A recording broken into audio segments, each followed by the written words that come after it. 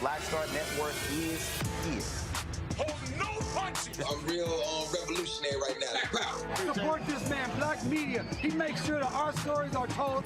Thank you for being the voice of Black America, Roland. Stay black. I love y'all. All momentum we have now, we have to keep this going. The video looks phenomenal. See, there's a difference between Black Star Network and black-owned media and something like CNN. You can't be black-owned media and be scared. It's time to be smart. Bring your eyeballs home.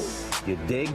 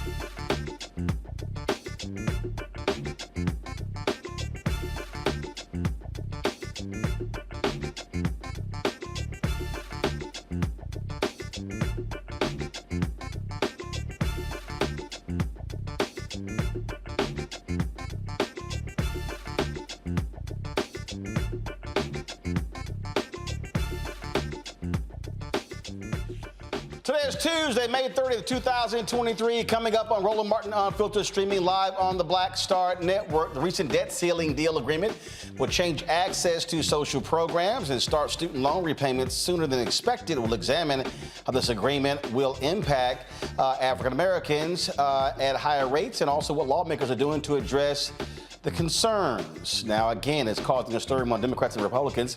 GOP members say they're not happy. Some Democrats, progressives say they're not happy as well. That's typically what happens when it's called a compromise. Over the weekend, the 11-year-old boy shot by police in Mississippi spoke out for the first time about his ordeal and how he felt after getting shot. Also, his attorneys have filed a federal lawsuit. Plus, an update on Ralph Yarl, the young African-American shot in Kansas City. He made an appearance over the weekend. A viral video of a white woman harassing two black men over a parking mistake has made the rounds on social media. Her white nationalism was showing. We'll show you that. Plus, in our marketplace segment, we'll speak with Coco Asante, a company founded in 2008 by Ella Livingston, a Ghanaian American who made it her mission to provide chocolate of the best quality using cocoa from her home country. Folks, it is time to bring the funk. I'm Roland Martin Unfiltered on the Black Star Network. Let's go. He's got it. Whatever the miss, he's on it. Whatever it is, he's got the scoop, the fact, the find. And when it breaks, he's right on time and it's rolling. Best believe he's knowing. Putting it down from sports to news to politics. With entertainment just for kicks, he's rolling. It's on go, roll, y'all. It's Roland Martin, yeah. Rolling with Roland now. He's funk, he's fresh, he's real, the best, you know he's Roland Martin now.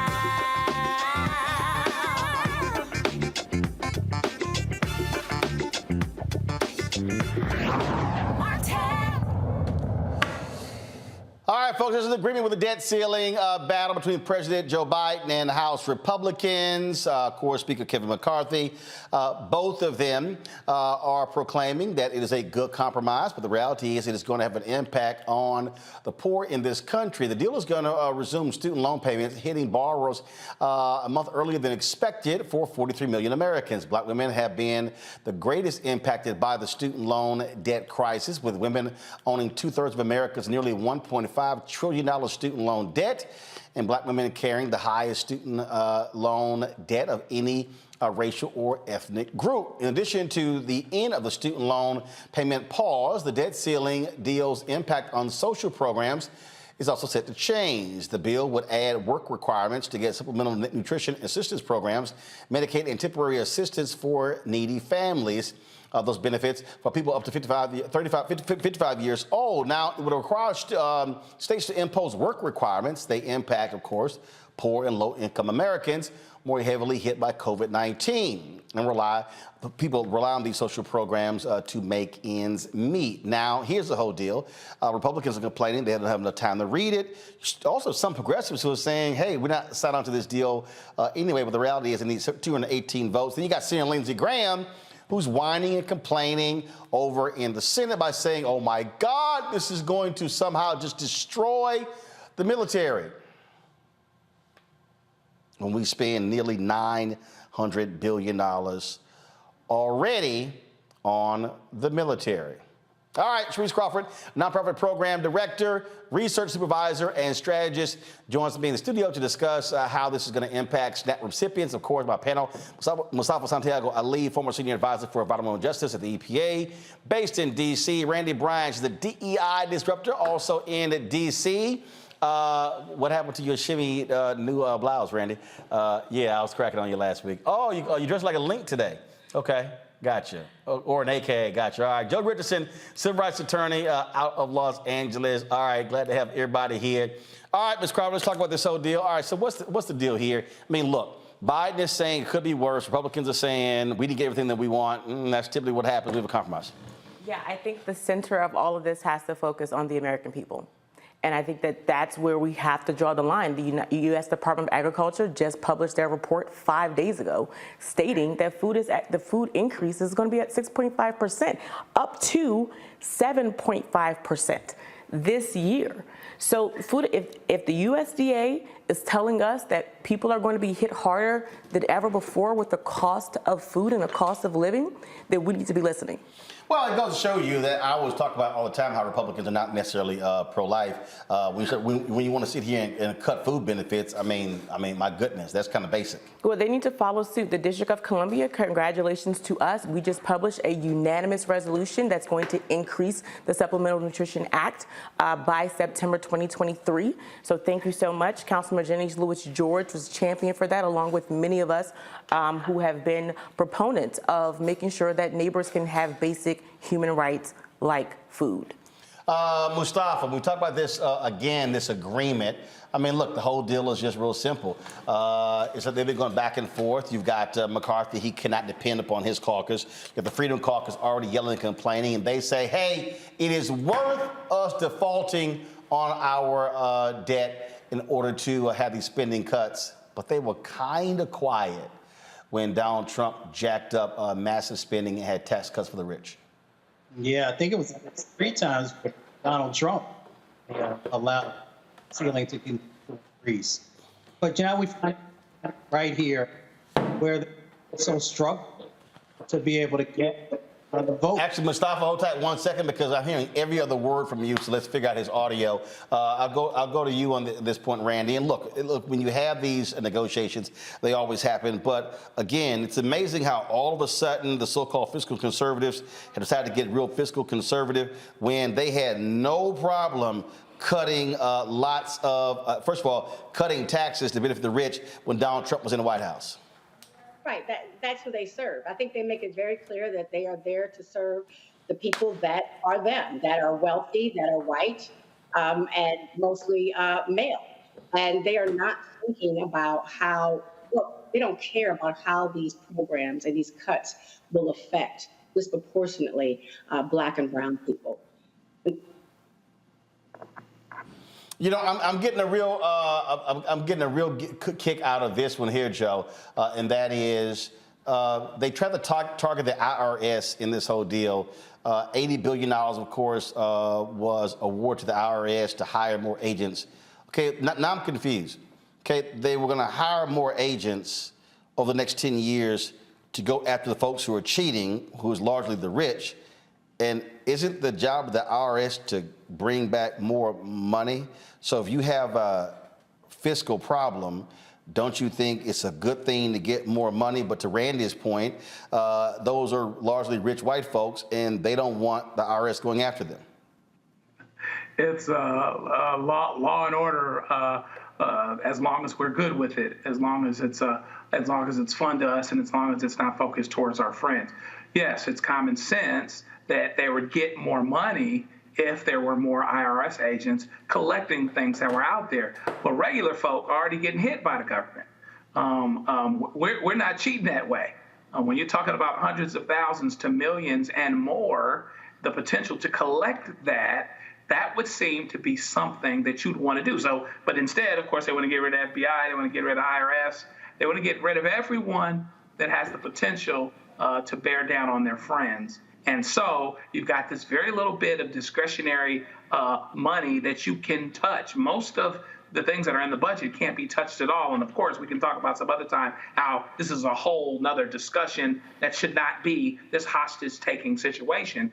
And so now you just want to cut on the regular people. And so here's where you are. I think we got you back. Mustafa, go ahead and finish making your point. Mustafa? Yeah, I mean, we just got a lot of work that we got to do. We got to continue to keep a spotlight on this. We know that we got 34, 35 million people who go to bed hungry every day. When you have these types of actions, you are continuing to impact vulnerable communities. They put the Mountain Valley Pipeline also as a part of this debt ceiling negotiation and agreement. And we know that that's going to run through lower wealth white community, Black and brown and indigenous communities. It's going to continue to drive the climate crisis. And then, of course, on the student loan side of the equation, we know that we carry a disproportionate burden for our education. So they continue to weaken and deconstruct the things that are necessary to help us to just be able to get to a baseline. I hope that folks find ways to address these additional impacts that they're now going to bring into our communities. Yeah. Here's the whole deal, Sharice, though. It still has to be voted on in the House, and then, of course, it also has to go to the Senate, so it's not like, I mean, this is just an agreement between the White House and Kevin McCarthy. Ain't like it's a done deal.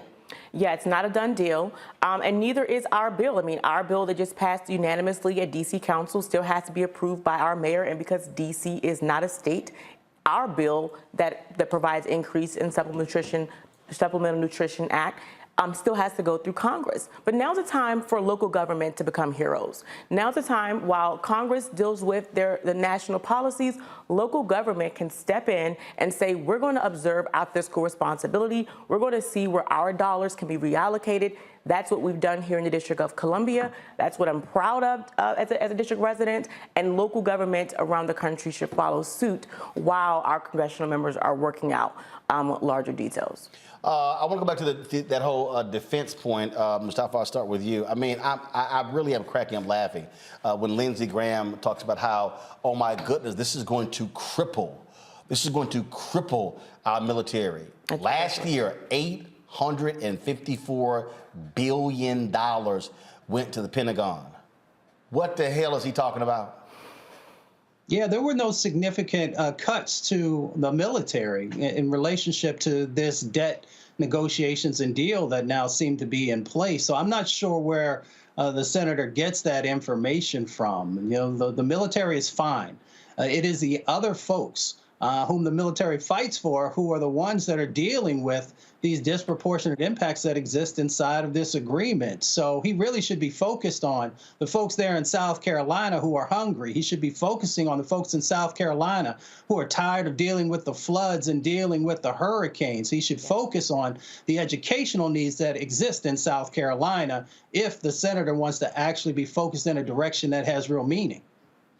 I mean, I just sit here and I really do laugh at these people. Last year, Randy, Congress gave the Pentagon $30 billion more than what Biden was even asking for. Mm-hmm.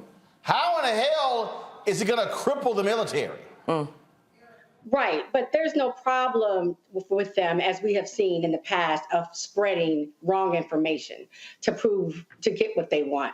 Yeah. The Republican Party is built now on fear. How do we scare Americans into making decisions that keep us in power? And so if you pull out there that all of a sudden the United States of America is vulnerable and we have nothing to protect us and we need to be fearful of the rest of the world, people will make bad decisions and not even think about who's going hungry at night, not think about how will people who have already been disenfranchised now have to take on these student loan debts again, that the only reason that they had to get them, and the only reason that we Black people have to get them at a higher rate is because of white supremacy, because we started out being property. I mean, they don't care about that.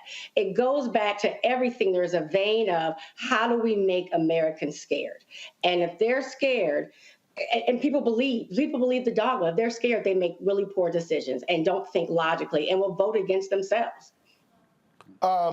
Joe, I mean, my goodness, just, again, $854 billion. We are approaching $900 billion. We're not far from $1 trillion being spent annually on defense in this country.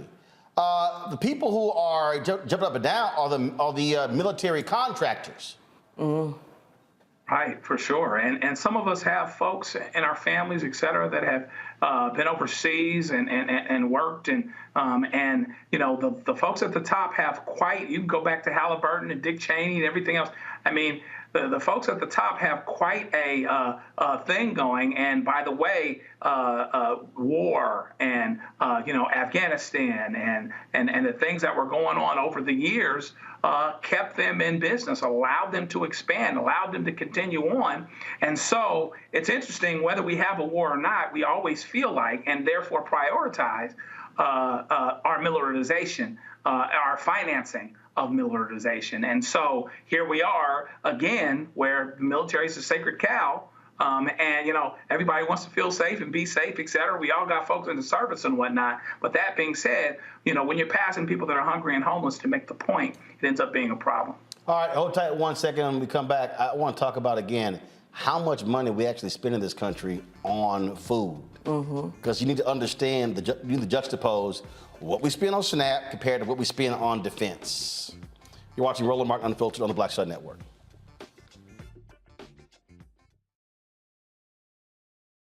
Hatred on the streets, a horrific scene, a white nationalist rally that descended into deadly violence. White people are losing their damn minds. As an angry pro-Trump mob storms the U.S. Capitol, we've seen shooting. We're about to see the rise of what I call white minority resistance.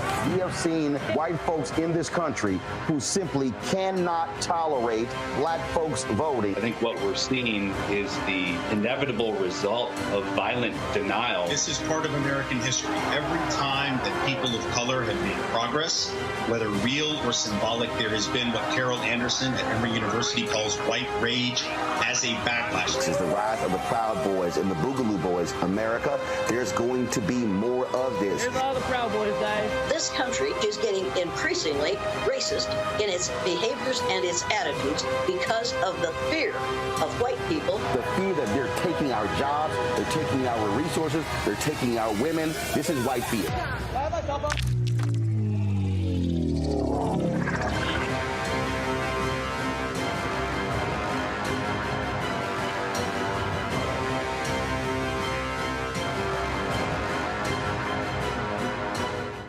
Black Star Network is here. Oh, no punches! I'm real revolutionary right now.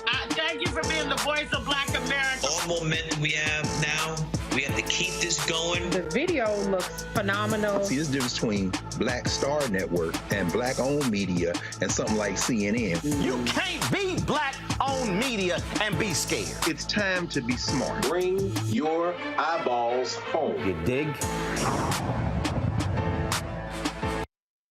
Hey, I'm Arnez J. Black TV does matter, dang it. Hey, what's up, y'all? It's your boy, Jacob Lattimore, and you're now watching Roland Martin right now. Stay woke.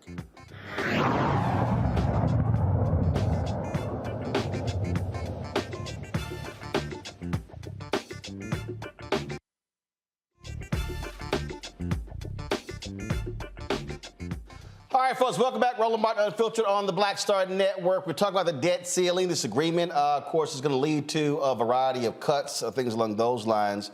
Sharice Crawford joins us right now. We also have Mustafa, Randy, and Joe as well. Sharice, how much money do we spend annually on SNAP benefits in this country? So it's really averaging, we're talking about the average family of three would spend about $24,000 to $25,000 in excess cost. And that number fluctuates whether the U.S. family is larger or the U.S. family is less. So this is based on an average family of three being about 50% of the population. Well, the point is, we only spend, okay, so here's the deal. SNAP spending went from $63 billion to $127 billion. So let me be real clear. So we spent $854 billion last year on the Pentagon. Yeah. And they're complaining, but they want to cut SNAP benefits. We spent $127 billion.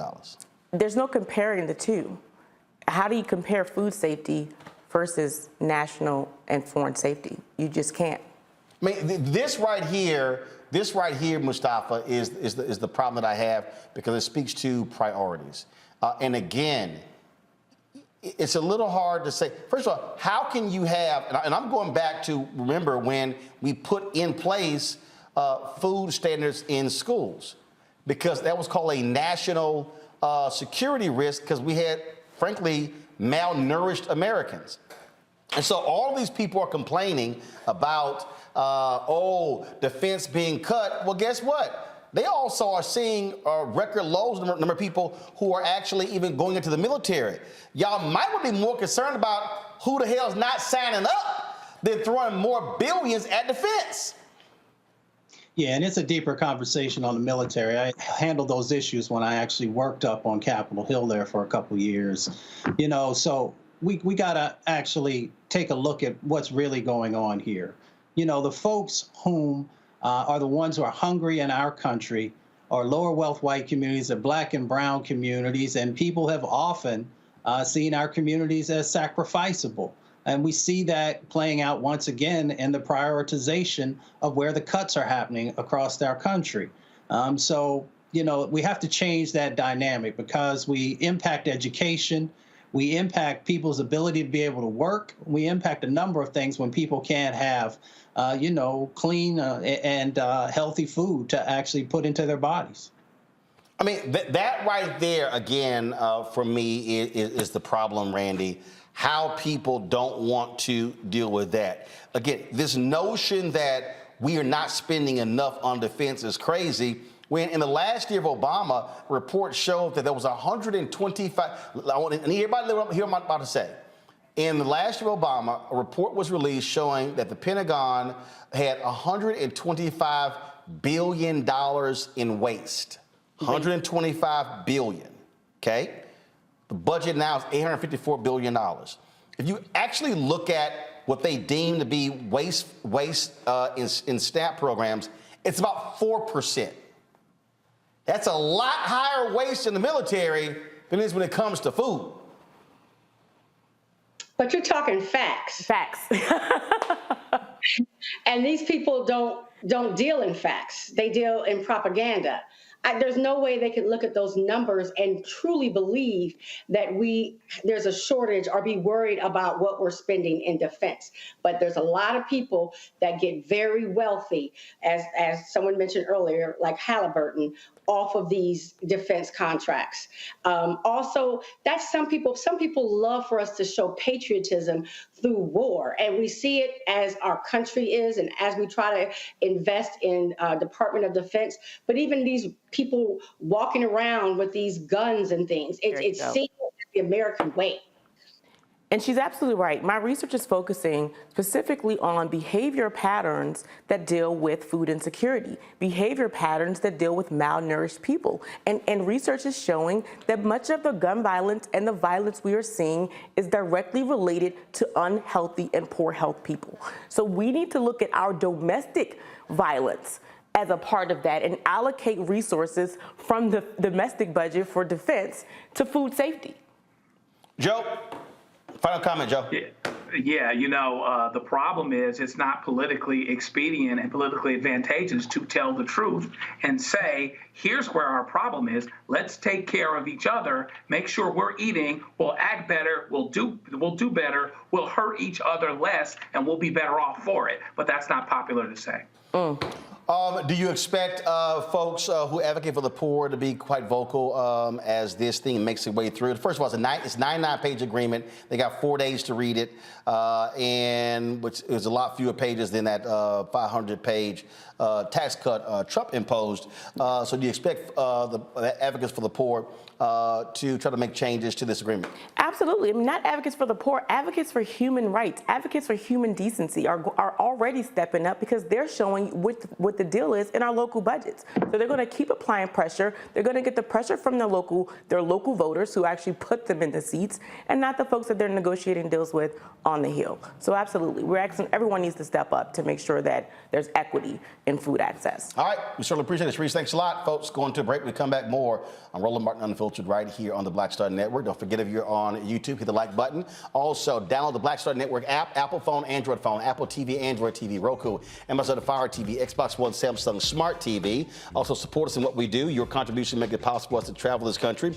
So please join our Bring the Funk fan club. Send check-in money orders to P.O. Box 57196, Washington, D.C. 20037-0196. Cash App, $RM Unfiltered, PayPal, R Martin Unfiltered, Venmo is RM Unfiltered, Zelle, Roland at RolandSMartin.com, Roland at RolandMartinUnfiltered.com, and of course, you can get a copy of my book, White Fear, How the Browning of America is Making White Folks Lose Their Minds, available at bookstores nationwide, Ben Bella Books, Amazon, Barnes & Noble, Target. You can download your copy on Audible. And don't forget, you want to watch our 24-hour streaming channel, simply go to Amazon Fire, click Amazon News, and you can check us out 24/7 right here. I'll be right back. That was a pivotal time. I remember Kevin Hart telling me that. He's like, man, what you doing, man? You got to stay on stage. And I was like, yeah, well, I ain't got, you know, I'm young, thinking, like, I'm good. And he was absolutely right. What show did you have at the time? This was one-on-one. Got During that time. So you're doing one-on-one, going great, you making money, you like... I'm like, I don't need to leave. I don't need to leave from, you know, Wednesday, Thursday to Sunday. I didn't want to do that. You know, it was just like, I'm gonna stay here. Or I didn't want to finish work Friday, fly out, go do a gig Saturday, Sunday. I was like, I don't have to do that. And I lost a little bit of that hunger that I had in New York. I would hit all the clubs, run around. Sometimes me and Chappelle or me and this one or that one, we'd go to the Comedy Cellar at 1 in the morning. And I mean, that was our life. We loved it. You know, you do 2 shows in Manhattan, go to Brooklyn, leave Brooklyn, go to Queens, go to Jersey. And I got complacent. I was like, I got this money, I'm good. I don't need to go chase that, because that money wasn't at the same level that I was making, but what I was missing was that training. Yes. Was that. And it wasn't the money. It was the money, you know, it was that's what I needed.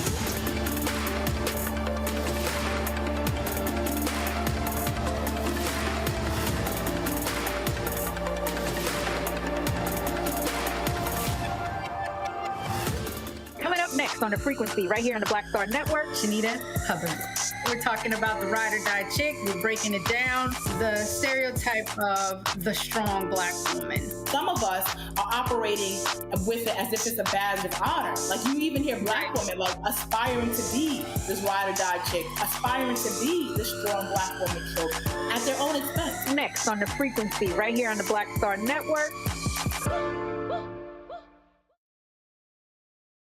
Hey everybody, it's your man Fred Hammond. Hi, my name is Brescia Webb, and you're watching Roland Martin Unfiltered. Well, I like a nice filter usually, but we can be unfiltered.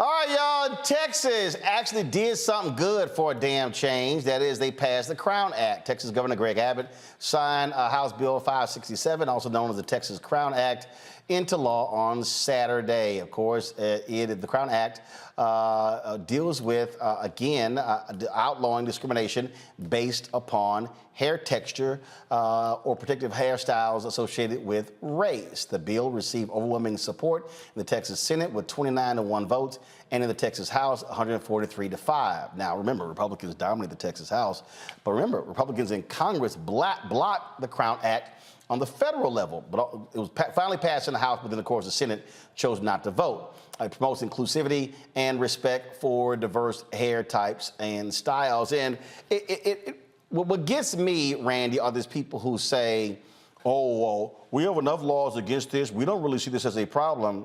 Yeah, because you're white. Right.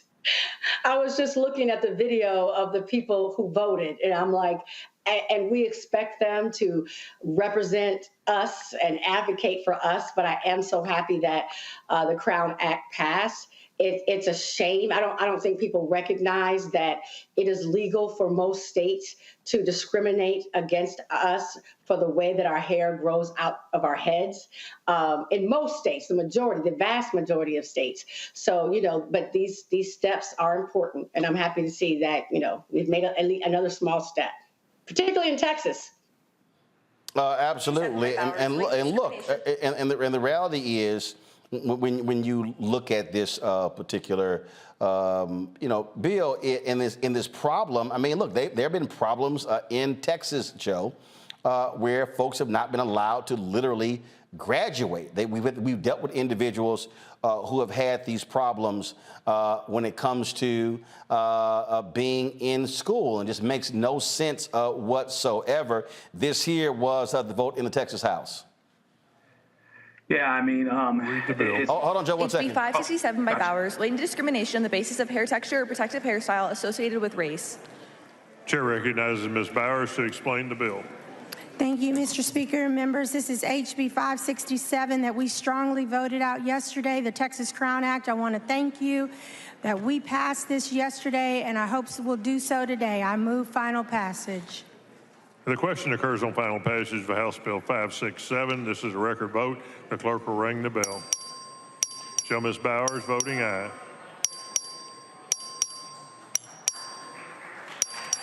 Have all members voted? There being 143 ayes, 5 nays, House Bill 567 finally passes. Lays out on third reading House Bill. Joe, the thing here, again, we have seen students who've been impacted because you have folks discriminating against black people because of their hair.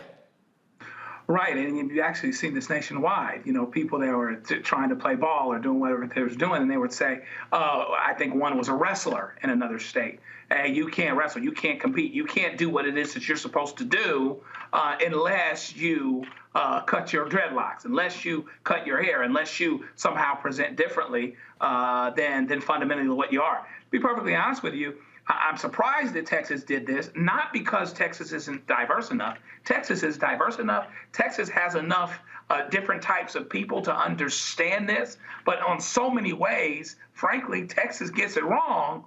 I'm pleasantly surprised that they got it right, because this is a fundamental thing. People should not be discriminated against because of the way that their hair grows. And so I'm glad that they got it right. Mustafa, it was our alpha brother Boris Miles who actually carried this forth in the Senate. Here's him speaking on the Texas floor. Suspend the Senate rule order of business to take up and consider House Bill 567 by Retta Andrews, known as the Crown Act. Members, House Bill 567 prohibits hair-based discrimination, which is a denial of employment, education, and housing opportunities because of hair texture or protective styles, including braids, locks, and twists. Members, I want you to know that this is a good bipartisan bill that passed out of this chamber in the 87th legislative session. It has to do with discrimination of things. Discrimination like this is nothing new, with 80% of black women stating that they have had to change their hair to fit their work setting. This leads black women to use hair straightening products, which, according to new studies, can increase the chances of developing uterine cancer. The bill will prevent Texas from being denied employment or housing simply because they choose to wear their hair in a natural protective style. This bill will not interfere with OSHA regulations on job sites or safety or hygiene. It does not create a new protective class, and it does not harm our business community. HB 567 will prevent discrimination. Members, Mr. President, I move suspension. Chair lays out third reading final passage. House Bill 567. Secretary, read the caption. House Bill 567 relating to discrimination on the basis of hair texture or protective hairstyle associated with race. You are recognized on final. Mr. President and members, I move final passage of House Bill. Again, Mustafa, this is something that we specifically impact. It first passed in California. They try to get it on the federal level, so the folks who support this, they've been going state by state by state. But there really should be a federal bill. Oh, without a doubt. I mean, this is common sense legislation. So it's good to see, first, our brother pushing this, but secondly, that the Texas legislature finally has moved forward in a positive direction on something that impacts our communities, and let's also be clear, other communities as well. So hopefully the feds will finally get it right and do this also, because as has been shared, this discrimination has been happening for a long time. I've worn my hair in the style that folks see for decades now, so I know some of the conversations and some of the impacts that can happen in that space. But it really is a message for young people that they can truly be who they are. And we can finally start to also make sure we're addressing some of these black maternal health issues that are also connected to hairstyles and straightening and other things that our dear brother just shared. So it's the right act at this time, and hopefully it'll happen on the federal level. All right, folks, I got to go to a break. We come back.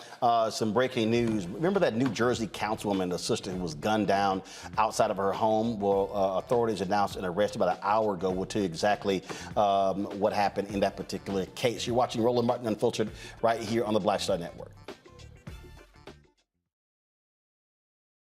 When you talk about blackness and what happens in black culture, we're about covering these things that matter to us, speaking to our issues and concerns. This is a genuine people-powered movement. There's a lot of stuff that we're not getting. You get it, and you spread the word. We wish to plead our own cause.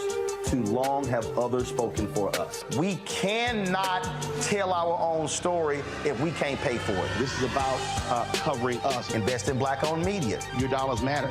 We don't have to keep asking them to cover our stuff. So please support us in what we do, folks. We want to hit 2,000 people, $50 this month, raise $100,000. We're behind $100,000, so we want to hit that. Y'all money makes this possible.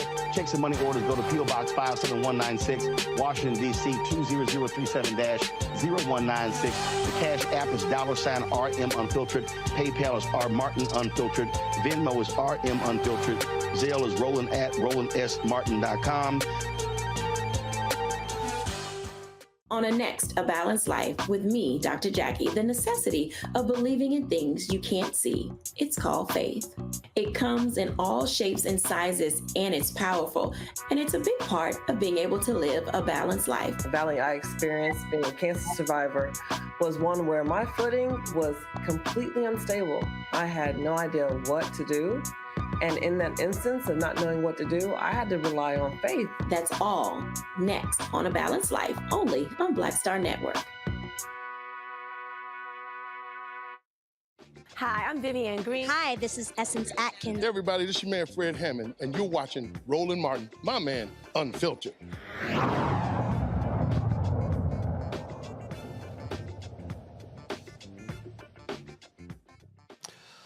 All right, some breaking news out of New Jersey. About an hour ago, authorities announced that a Virginia man has been arrested for his involvement in the death of a black pastor who also was a councilwoman there in New Jersey. This is the Associated Press story right here.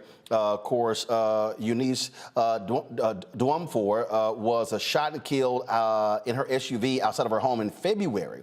Rashid Ali Bynum, who's 28 years old, of Portsmouth, Virginia, he was actually arrested in the death of the 30-year-old woman.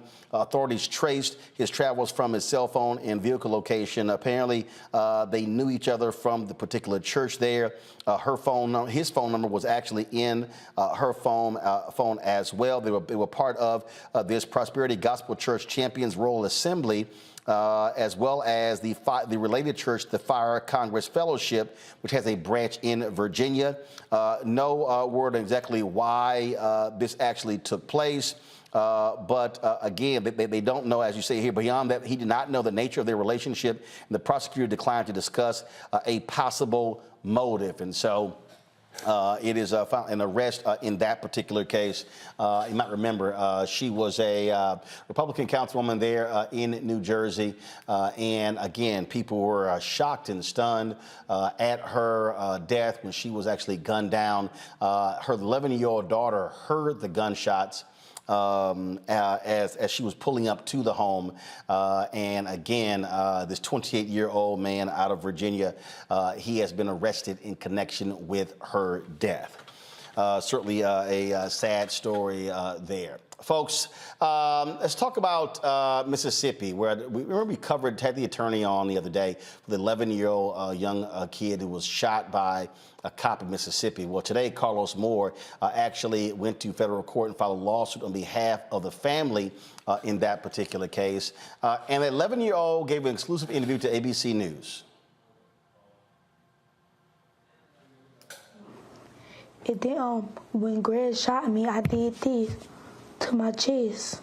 It feel like a taser, like a big punch to the chest.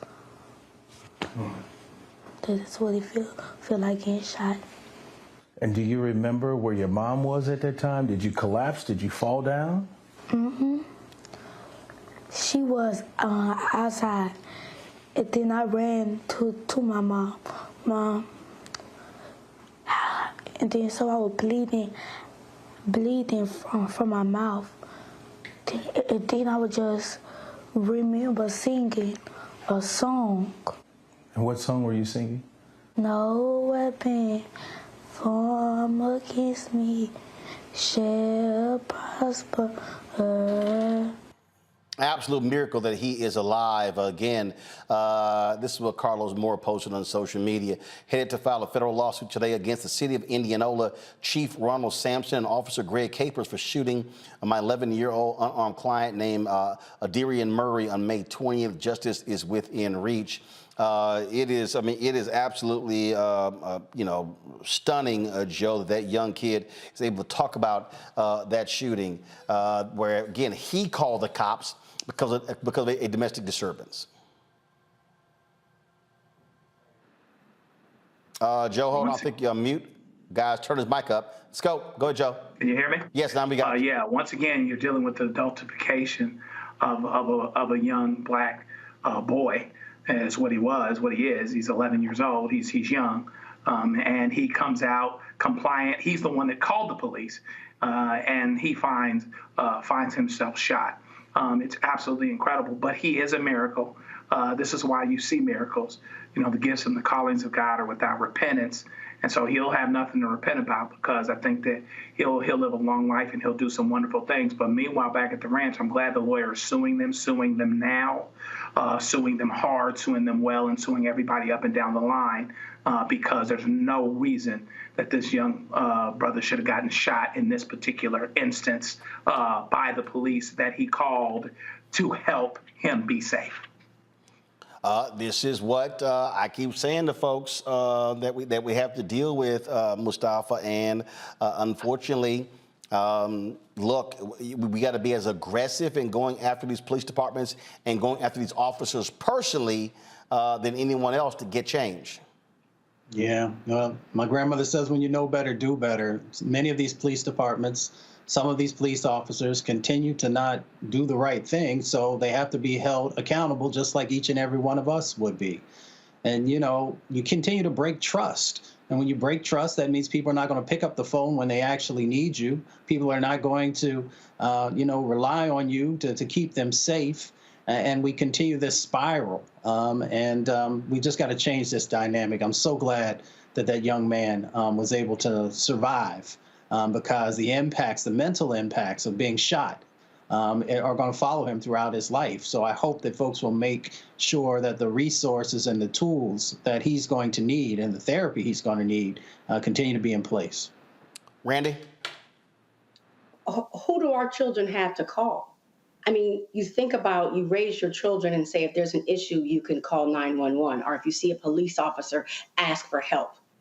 But he did that. The 11-year-old child did that and was shot for no reason. And guess what? The police officer who shot him is on paid leave. He is on paid leave. So it's infuriating.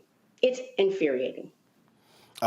It is. Now, speaking of infuriating, have y'all seen this video? It was a black woman on an airplane, and she was sitting next to this guy, and he decided to, let's just say, tweet a few things. Text a few things.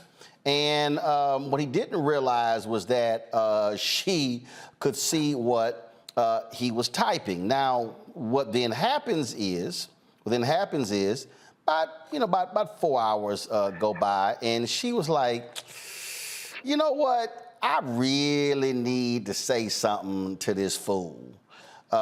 And she did. And of course, what she had to say went viral when she decided to jam homeboy up. Let me see, I want to pull up this video because, man, talk about it got real uncomfortable on the on the plane. But see, here's the thing for me whenever I see this. Okay, so she busts the guy, and then you hear him saying, "Ooh, I'm sorry. And she wanted to let him know that, yeah, I see what you're doing here. I see what's going on. And again, she confronted him, and I was with 100% because I'm telling you right now, if that had happened to me on the airplane, yeah, it would have got jumped on. I'm gonna pull the video up in a second, but I don't understand these folk, again, who love to show their racism. And he made it, the comment that he made, Mustafa, was having to sit between a big black woman and these gay people on the plane, and actually said they should raise the prices. People's foolishness has no bounds, if you will. And that's why you got to put people on blast, put a spotlight on racism and racist individuals so that the world can see exactly who they are. And so that the repercussions that also come from your foolishness, from your bigotry, is also out there. And in many instances, folks lose their jobs, they lose the respect of folks around them, and rightly so. This is the actual, let's see here. I'll make sure this is the right video here. Y'all, check this out.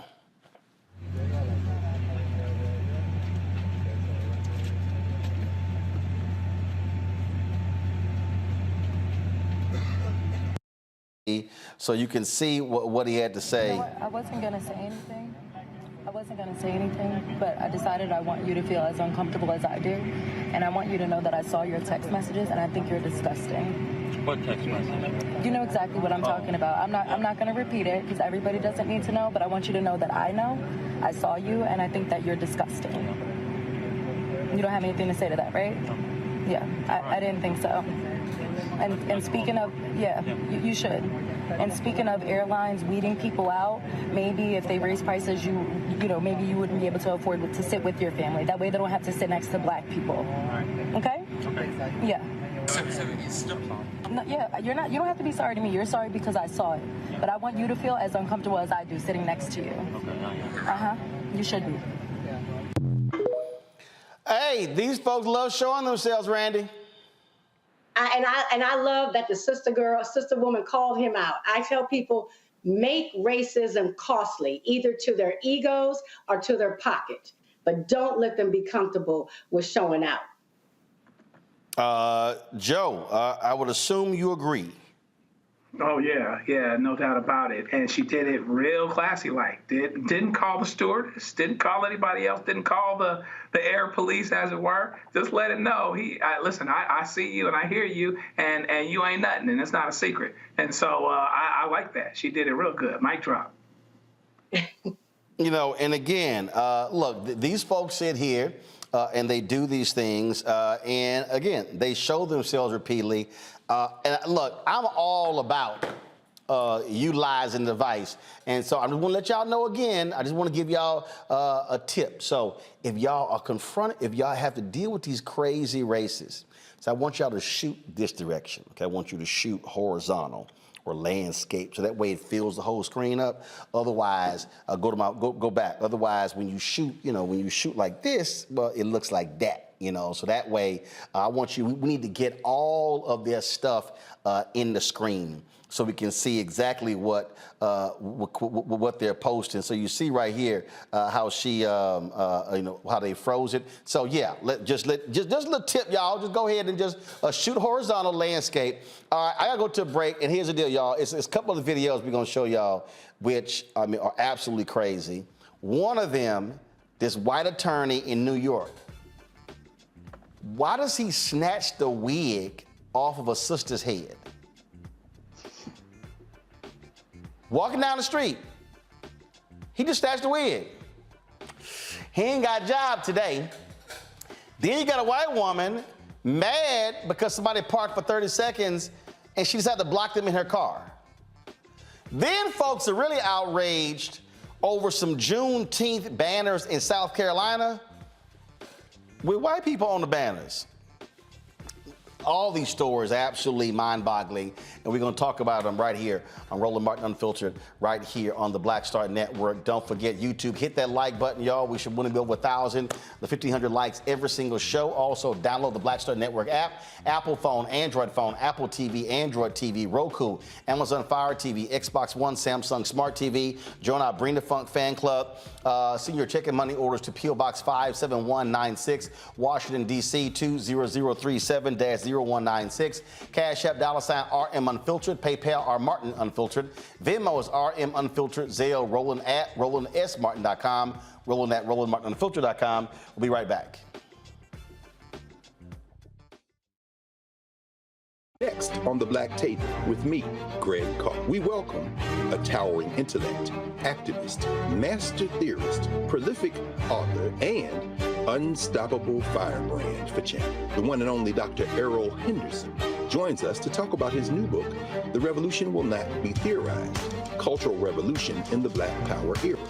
And this is what's going on in so much of academia and in some movement circles is an anti-Black nationalism. It's an hour of power that you don't want to miss. That's right here on the Black Table on the Black Star Network. I'm Deborah Owens, America's Wealth Coach, and my new show, Get Wealthy, focuses on the things that your financial advisor and bank isn't telling you, but you absolutely need to know. So watch Get Wealthy on the Black Star Network.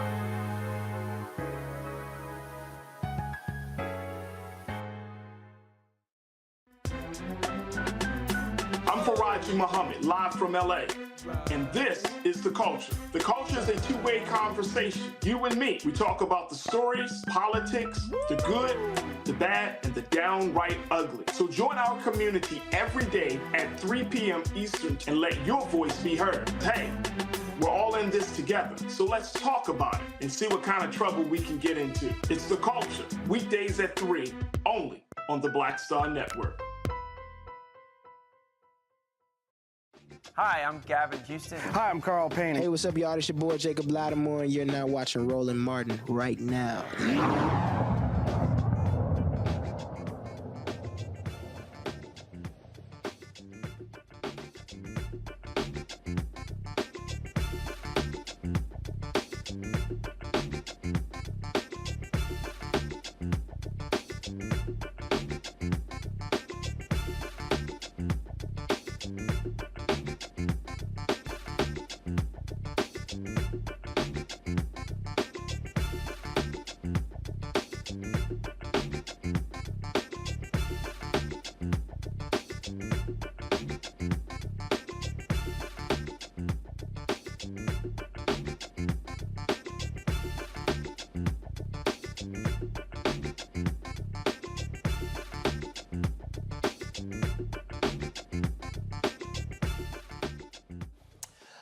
I keep telling y'all there are some absolutely crazy and demented people in this country who just do stupid stuff, but you have to let stupid people do stupid stuff so when they lose their job, Black people can apply for the job. So there's this singer in Brooklyn named Lizzie Ashley. So Lizzie posted a video, y'all. She posted a video on social media where she was just minding her business, walking down the street, and, you know, just minding her business when this fool decides to literally snatch her wig off. Okay? So she just minding her business,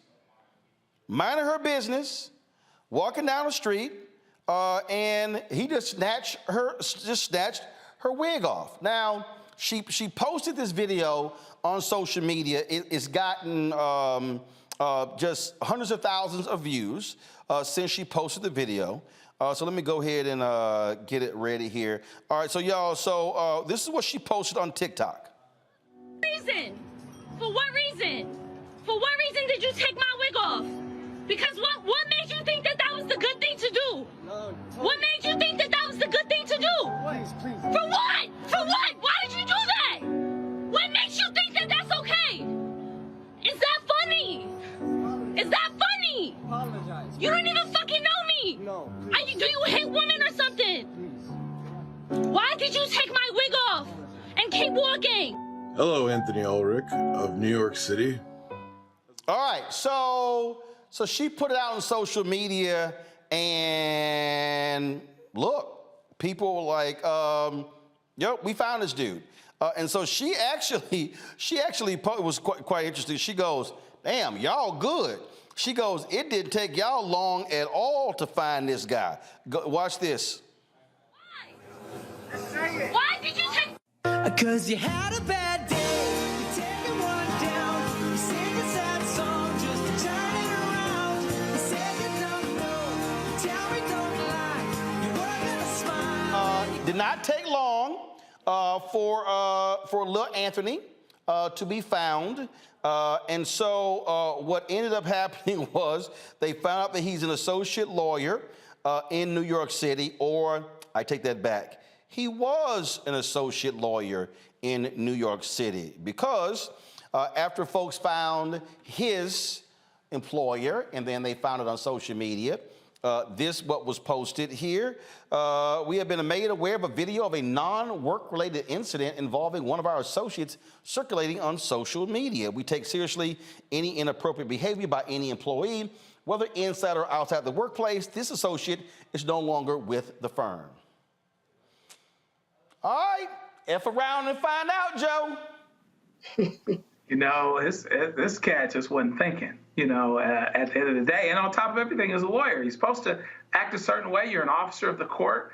It's okay to take a load off and to relax, but you should not fall into moral turpitude. You should not fall below a certain level. And if not for your own enlightened self-interest, don't do anything that'll get you in trouble legally or morally, because people will bang on you. I was just saying last week on a thing we do call the legal moment, do not do anything. You know, let's have a discussion about what you should post on social media, what can get you fired or whatever else.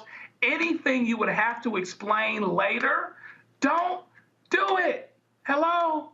But in any event, my dad used to say, a hard head makes a soft behind. I didn't know what he was talking about, but I do now. And I imagine that our former associate knows as well. You know, obviously, this sister was greatly bothered by what took place, Randy, obviously.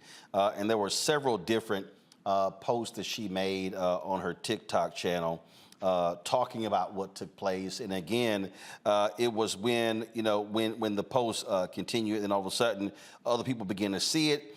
They begin to pick up on it, and then it began to pick up steam. And again, this is just a sister who was minding her own business. This right here is the first post that she made after that video. I'm safe. But look at this. If you pull the wig, it looks like it's gonna come off, right? And then it gets stuck because it has combs in it. So he ended up pulling my hair. In order to officially take it off, you have to then yank down and then try your best. It's still not coming off. He dead pulled my whole wig off. Like, I just got home. I'm safe. But now, look at this. You tell in the video, homeboy is inebriated. But again, this idea that you can just walk around and just grab a black woman's hand like, yeah, we all good. It shows that he had no respect for her as a person. He illustrated that he thought that he was superior to her. Why would you do that? And, you know, I get sick of people always using alcohol as an excuse. He said, oh, I was drunk. Drunk people don't go around just ripping people's wigs off or even feeling as if they have the right to touch people, particularly people that they do not know.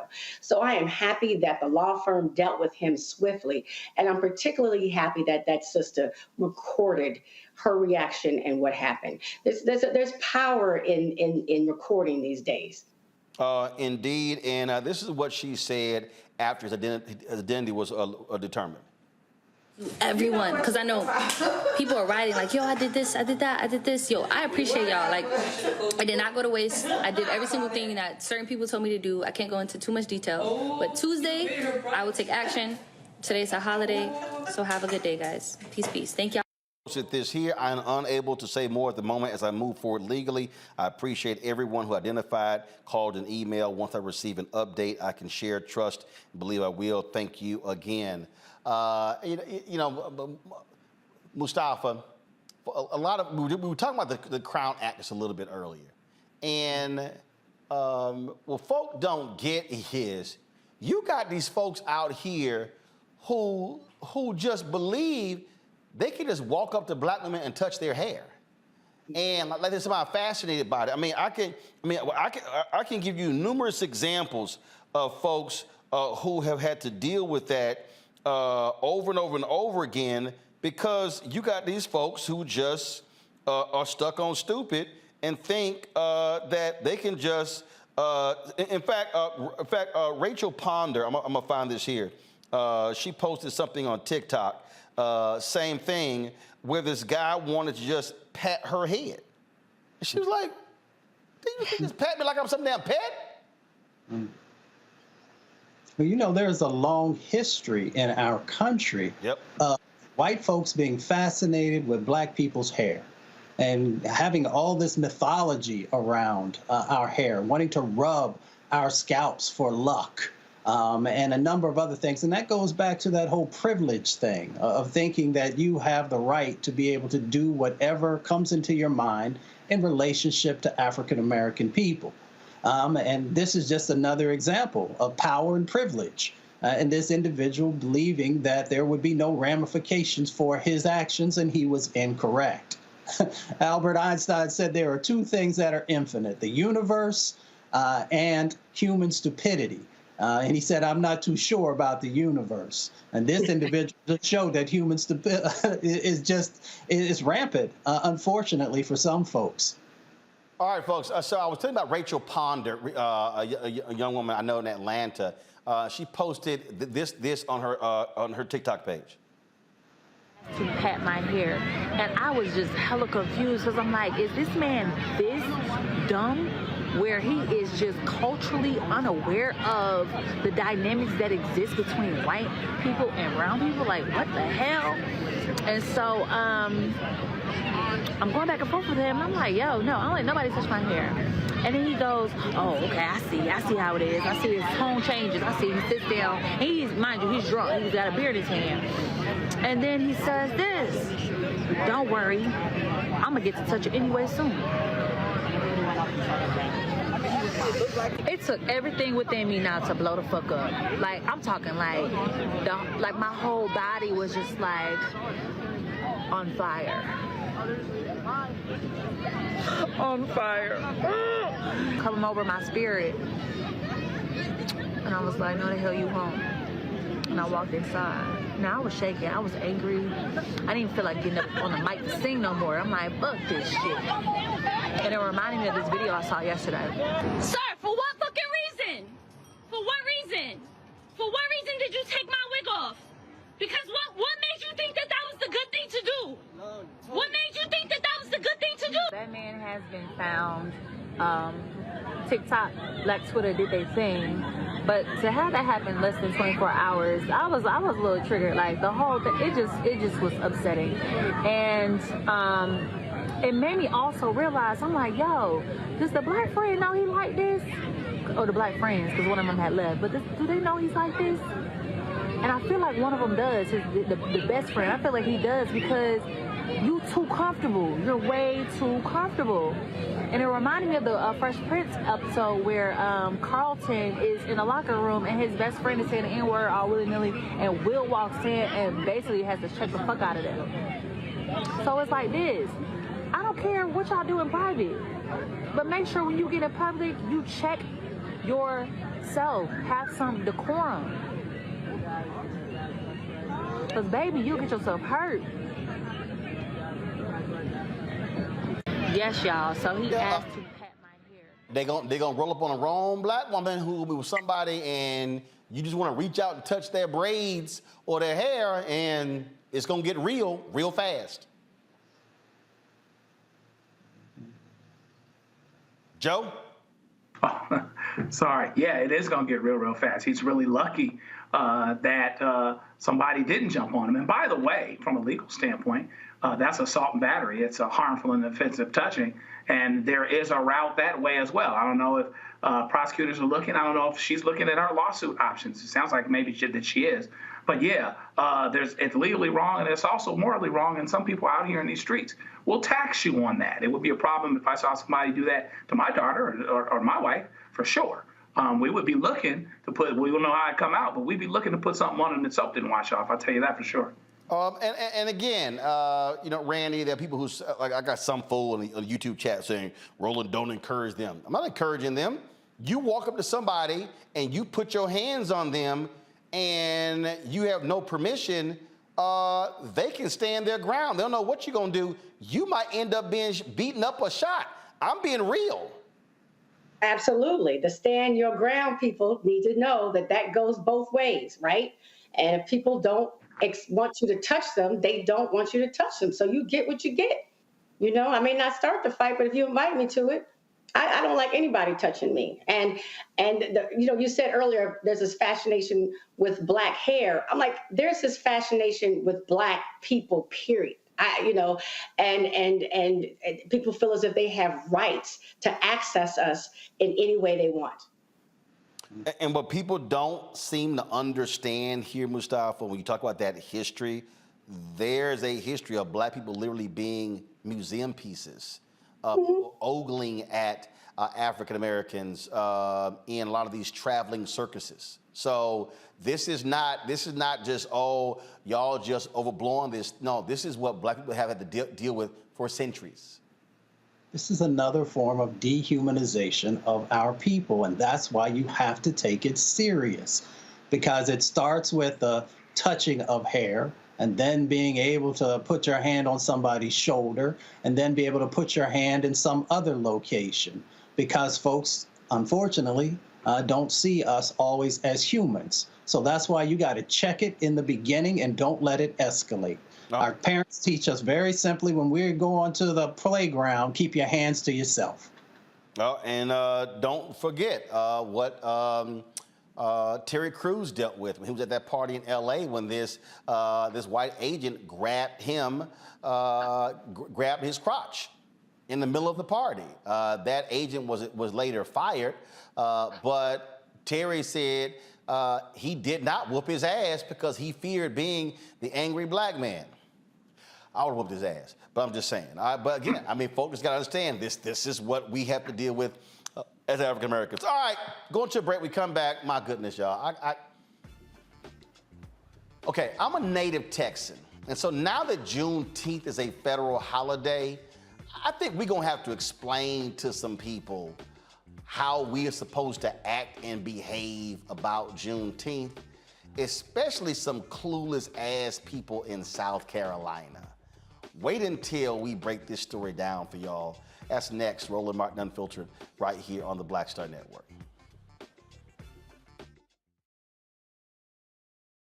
Hatred on the streets, a horrific scene, a white nationalist rally that descended into deadly violence. White people are losing their damn minds. As an angry pro-Trump mob storms the U.S. Capitol, we've seen shooting. We're about to see the rise of what I call white minority resistance. We have seen white folks in this country who simply cannot tolerate black folks voting. I think what we're seeing is the inevitable result of violent denial. This is part of American history. Every time that people of color have made progress, whether real or symbolic, there has been what Carol Anderson at Emory University calls white rage as a backlash. This is the rise of the Proud Boys and the Boogaloo Boys. America, there's going to be more of this. Here's all the Proud Boys, guys. This country is getting increasingly racist in its behaviors and its attitudes because of the fear of white people. The fear that they're taking our jobs, they're taking our resources, they're taking our women. This is white fear.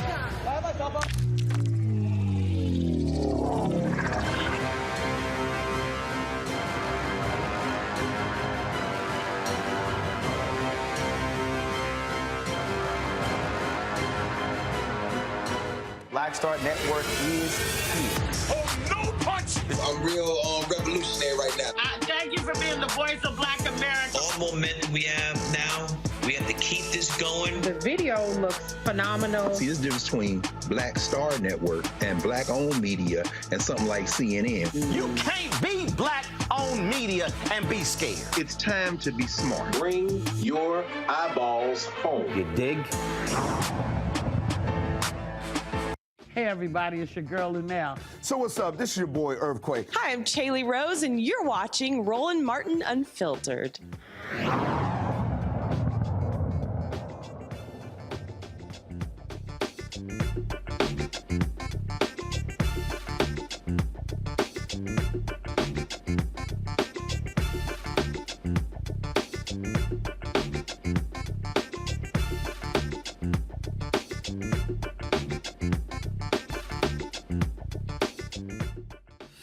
All right, folks, so let me just do some explaining here. So Juneteenth was a celebration that started in Texas to mark freedom or the end of slavery in that particular state. Now, it really wasn't the end of slavery until the 13th Amendment was passed later that year, in December, by Congress, the amendment. But, so, it became a state holiday in Texas in 1980. Now, I'm born and raised in Texas, so we've celebrated Juneteenth my entire life, okay? It's about freedom. Freedom, okay? For Black people, okay?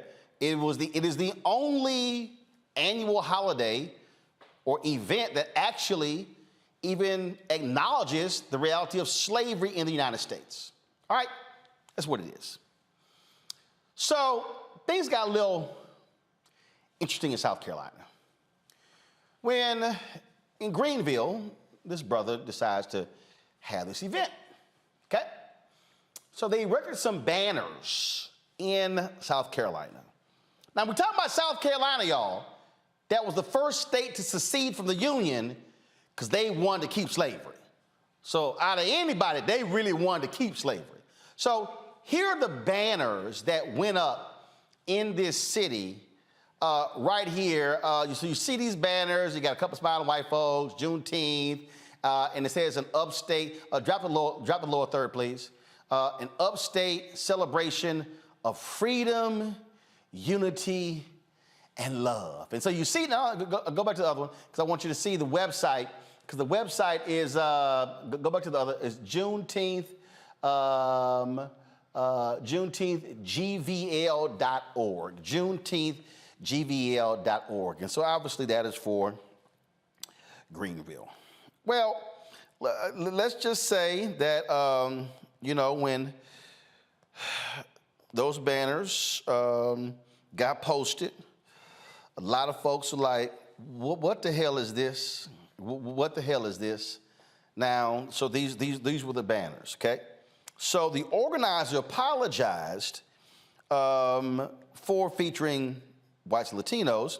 So Reuben Hayes, who's the executive director of Juneteenth Greenville, he initially defended the banners, saying they intentionally represented a varied spectrum of races.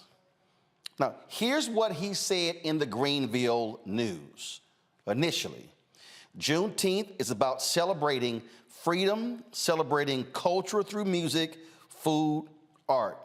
Freedom is worth celebrating. I think we can all agree about that. I've celebrated listen.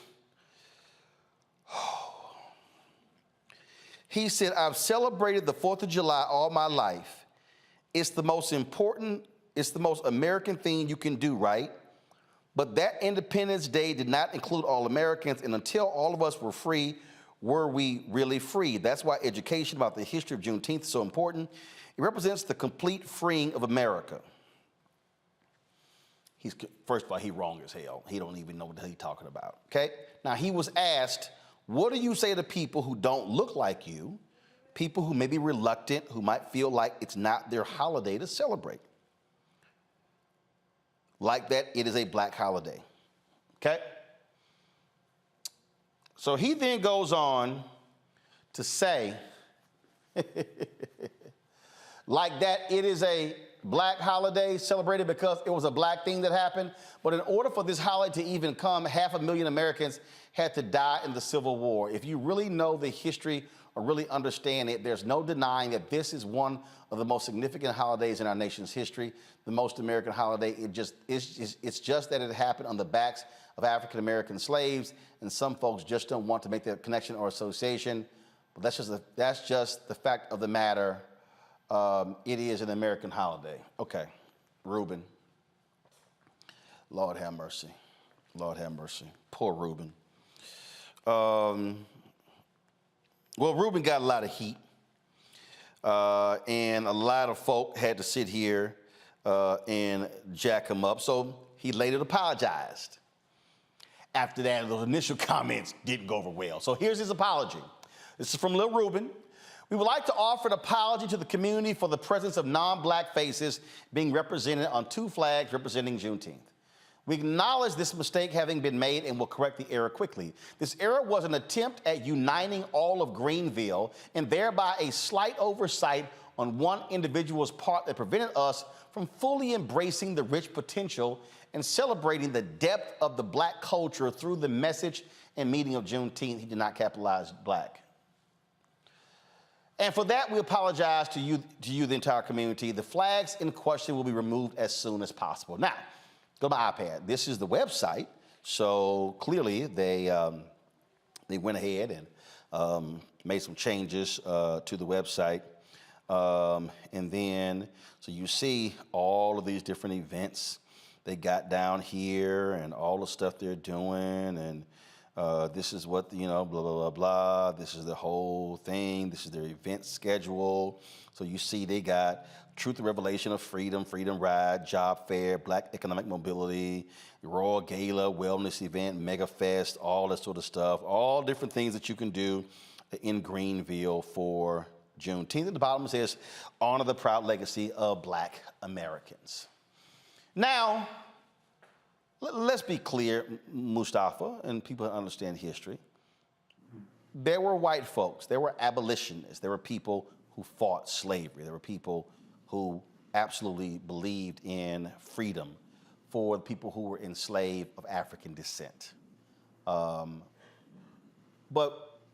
what people need to understand is that now that Juneteenth is a national holiday, I really need a lot of black folks in other parts of the country to maybe come holler at us in Texas to learn how Juneteenth is to be celebrated, so they don't screw up this nonsense again. Yeah, that would probably be to everyone's benefit. You got to be careful also the commercialization that begins to happen to holidays. And when that begins to happen, people then want to make sure that that everyone can feel like they played a significant role in whatever that particular holiday may have been. And even though, as you said, there were abolitionists and other white brothers and sisters who helped, the formerly enslaved folks to find freedom. Representation matters, and the representation should actually be our faces, our successes, our challenges, as the narrative that's going on, and not. We got to be really careful with the whitewashing that often happens in these situations. See, this happened last year, Randy. You're the DEI disruptor. So this happened in Arkansas, where there was a Juneteenth Soul Food Festival and Market. And it featured the hosts, Rex Nelson, Heather Baker, and David Bazell. And this was in Little Rock, too. So I'm just saying, Randy, again, as a native Texan, as somebody who has celebrated numerous Juneteenths in my 54 years, Arkansas, that's not quite how you might want to celebrate Juneteenth.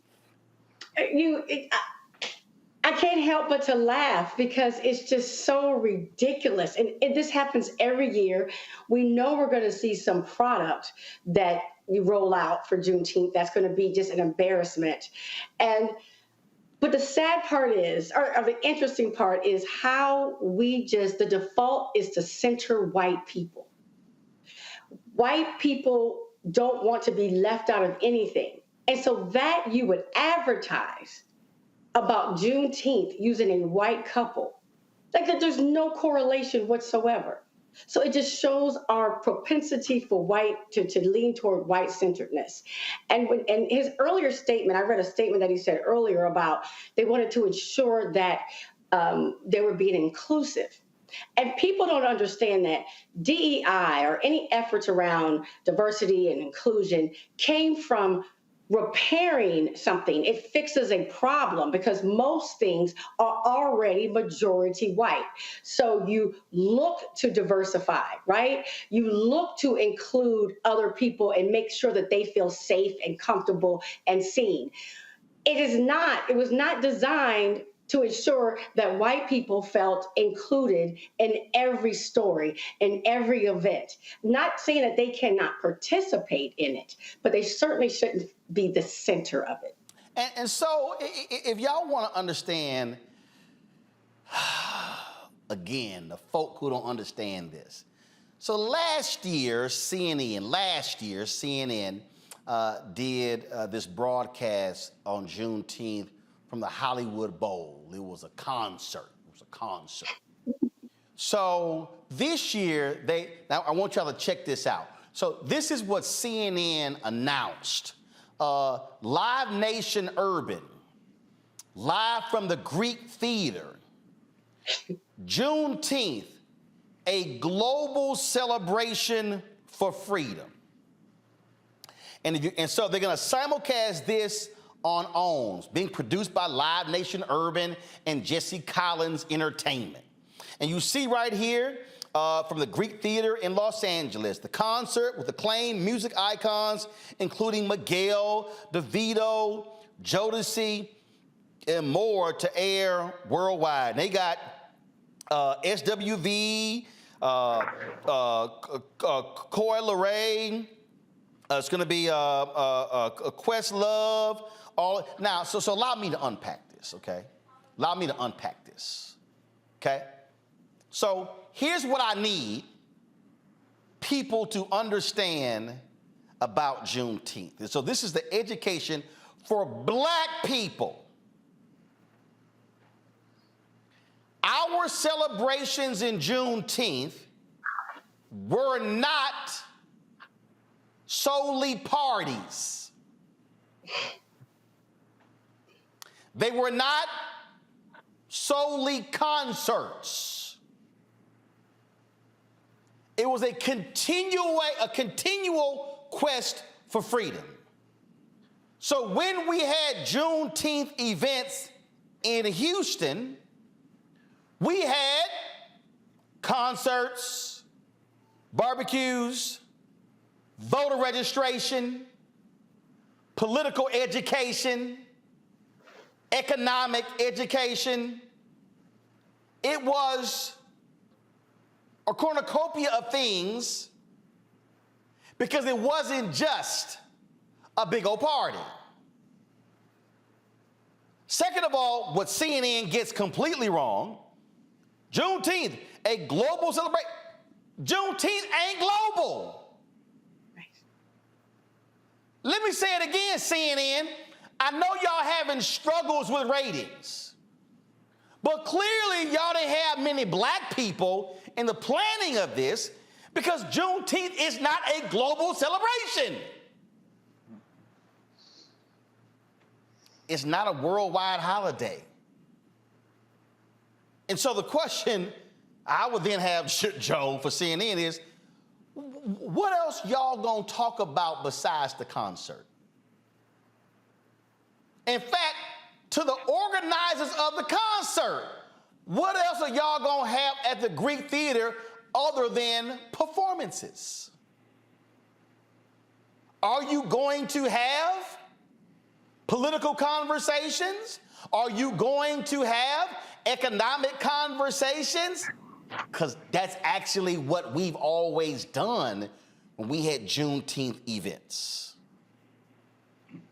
And so what I hope, Joe, is that black people are not going to allow non-black people to trivialize and compartmentalize and narrow Juneteenth into another shuck and jive day where black people entertain us with their talents, but we don't want to deal with all the other stuff that black folks have to contend with in the continual quest for freedom.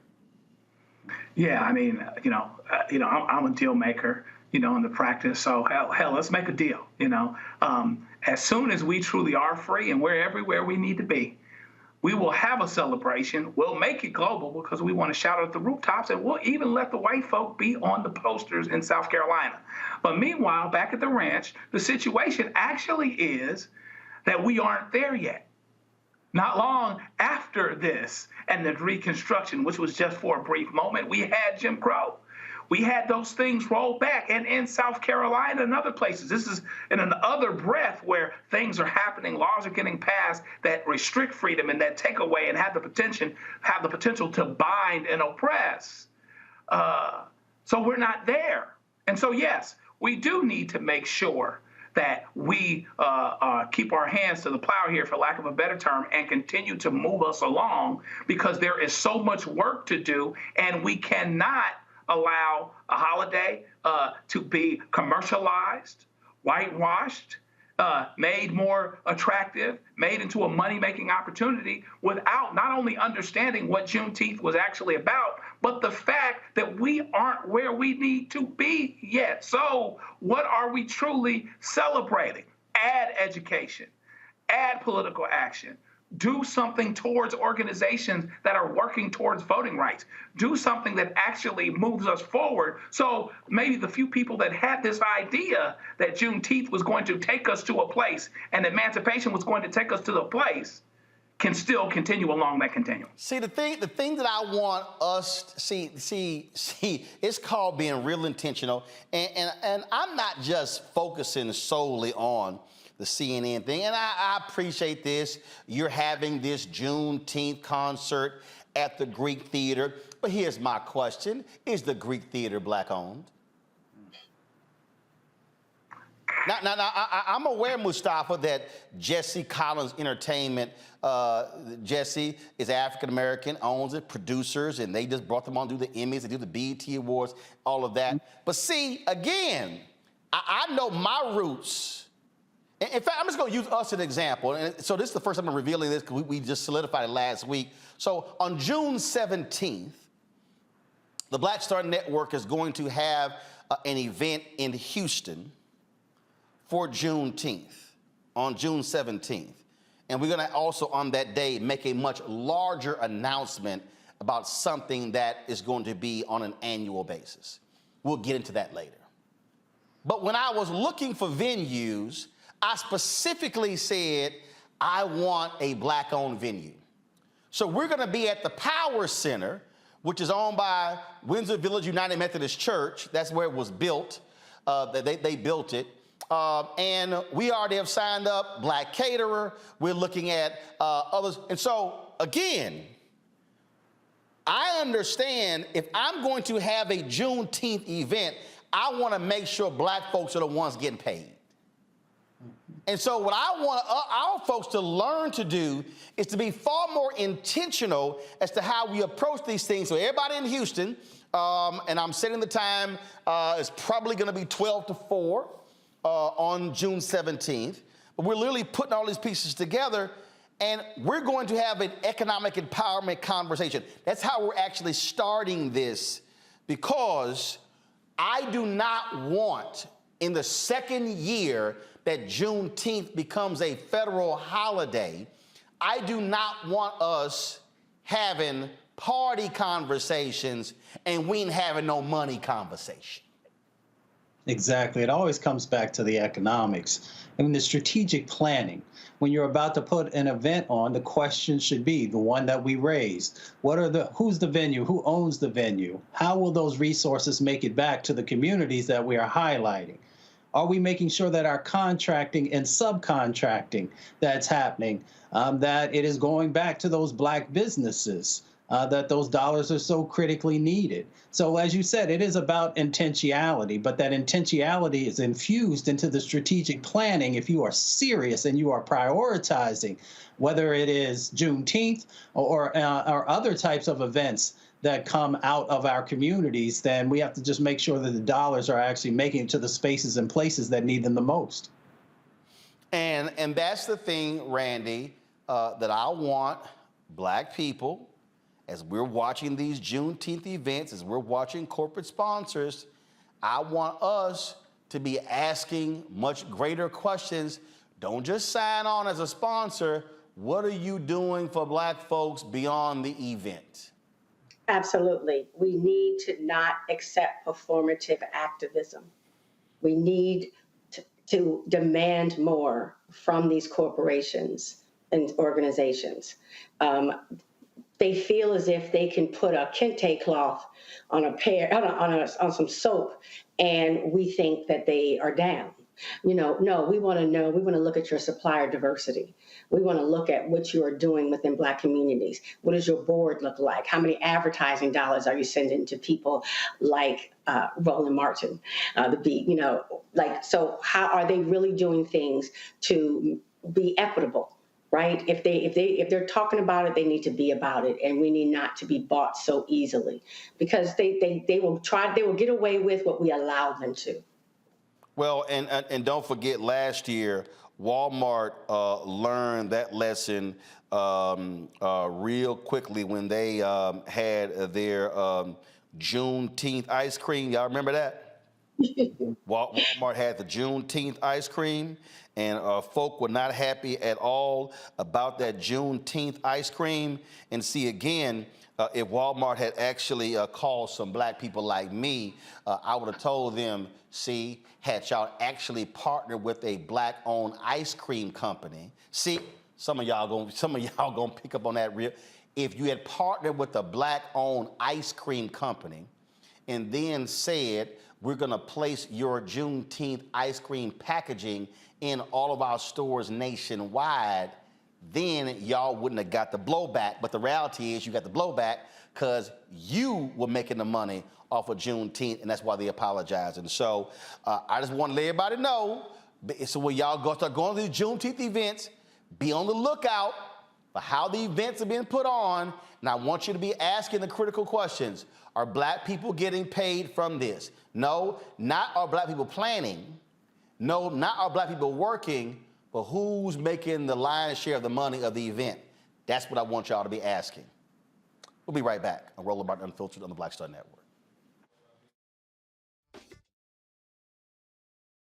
When you talk about Blackness and what happens in Black culture, we're about covering these things that matter to us, speaking to our issues and concerns. This is a genuine people-powered movement. There's a lot of stuff that we're not getting. You get it, and you spread the word. We wish to plead our own cause. Too long have others spoken for us. We cannot tell our own story if we can't pay for it. This is about covering us. Invest in Black-owned media. Your dollars matter. We don't have to keep asking them to cover our stuff. So please support us in what we do, folks. We want to hit 2,000 people, $50 this month, raise $100,000. We're behind 100,000, so we want to hit that. Y'all money makes this possible. Check some money orders. Go to P.O. Box 57196, Washington, D.C. 20037-0196.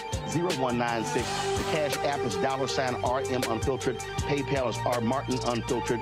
Venmo is RM Unfiltered. Zelle is Roland at RolandSMartin.com. Coming up next, Next on the frequency, right here on the Black Star Network, Shanita Hubbard. We're talking about the ride or die chick. We're breaking it down. The stereotype of the strong Black woman. Some of us are operating with it as if it's a badge of honor. Like you even hear Black women like aspiring to be this ride or die chick, aspiring to be this strong Black woman trope at their own expense. Next on the frequency, right here on the Black Star Network. Black TV does matter, dang it. Hey, what's up, y'all? It's your boy Jacob Lattimore, and you're now watching Roland Martin right now. Yee.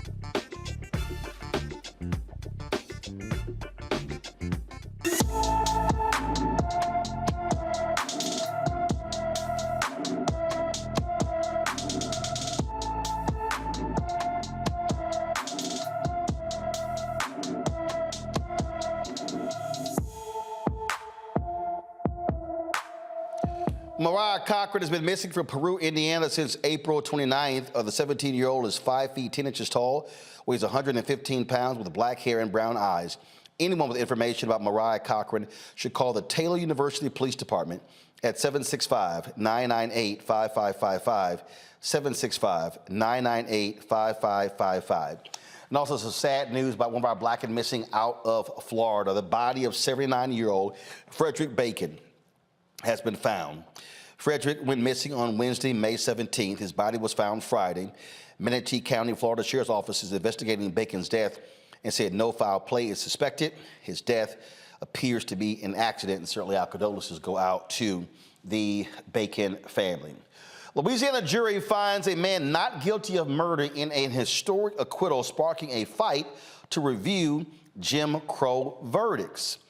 Evangelista Ramos, a black immigrant from Honduras, was acquitted of murder stemming from an arrest in 2014. Now, Ramos was convicted of a second-degree murder charge in the stabbing death of a woman. After a retrial, defense attorneys found DNA from two people. Neither Ramos was found. Was Ramos. The DNA was found under the victim's fingernails in Nora Ramos' apartment, where prosecutors argued the woman was killed. A non-unanimous jury initially convicted Ramos in 2016. This decision was ruled unconstitutional by the Supreme Court in the landmark case of Ramos versus Louisiana. The court acknowledged the practice as a relic of racism from the Jim Crow era of laws enforcing racial segregation. Louisiana State Democrats have a proposed bill establishing a commission to decide whether a verdict resulted in a miscarriage of justice and whether parole is warranted. Critics of the bill argue that mandatory new trials would strain the court system. Again, here you have folks, Joe, don't care about let's have righteousness with the law. Let's just keep folk locked up. This is why Louisiana is one of the most heinous states when it comes to criminal justice. Yeah, and the Louisiana situation for what did get accomplished as it pertains to this particular Supreme Court case, and let's be clear, it came down because of the Supreme Court. The job is not quite done because it's not retroactive. And that's what needs to happen, because the estimate is there may be 1,000 to 1,500 more people that are still in that situation and can't get something undone. There is always this very, very difficult tug as it pertains to exonerating people, because it actually, to prosecutors and to those that want to feel safe, it makes them feel less safe to know that they actually got it wrong, or for the system to publicly recognize that it got it wrong and that it got it wrong a lot.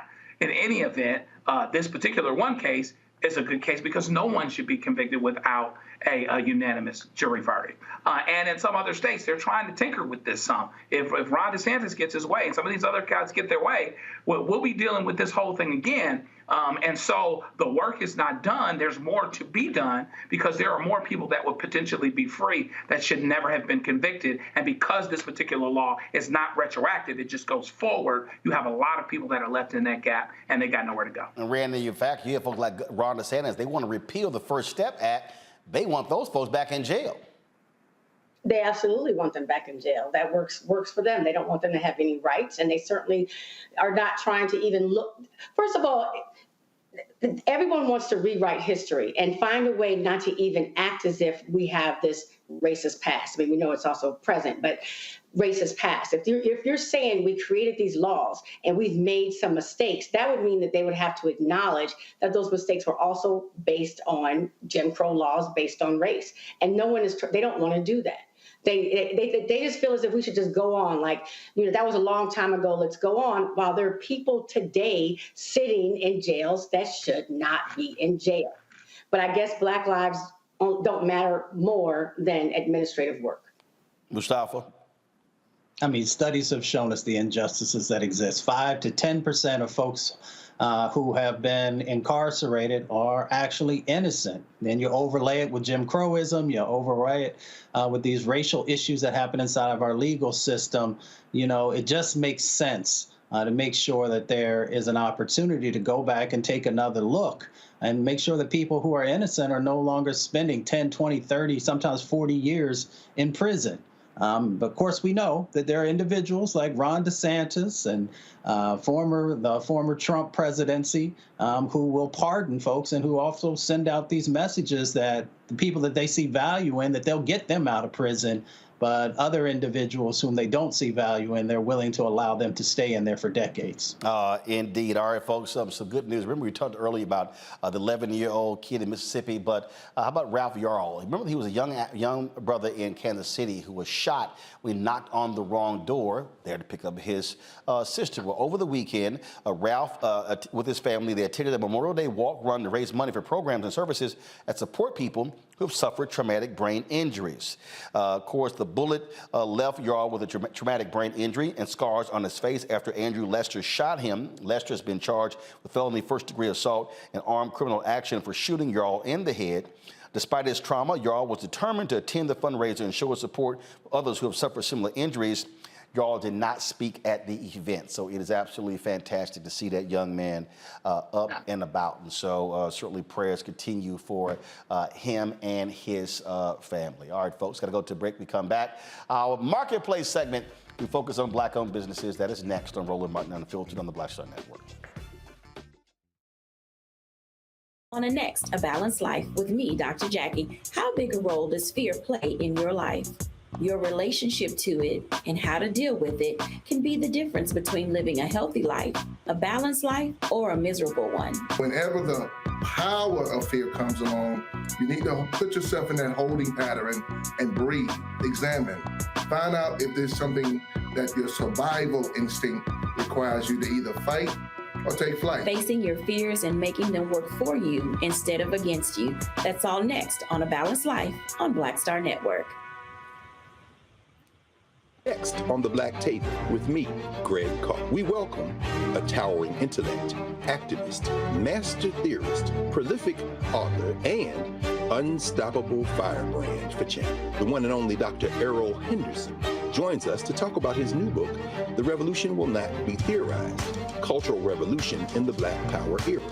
And this is what's going on in so much of academia and in some movement circles is an anti-Black nationalism. It's an hour of power that you don't want to miss. That's right here on the Black Table on the Black Star Network.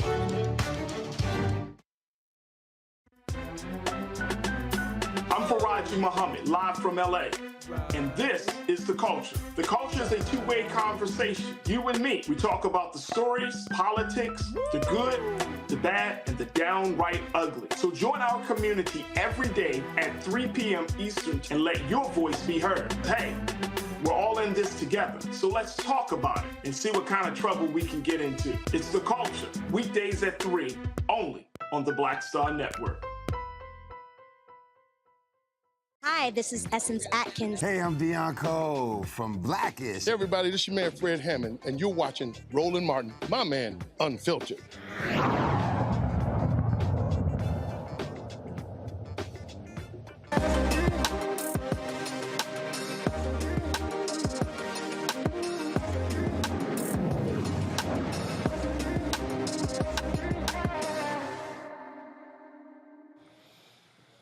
All right, folks, Ghana is one of the countries that dominates cocoa. Unfortunately, though, they don't actually get to make a lot of the money off of it because it goes out. And so one of the things that the president there stated was that they wanted to actually produce manufacture more of the cocoa. And so it was Ivory Coast in Ghana that they got together and they said, hey, we want folks to pay a premium for our cocoa, generate more money.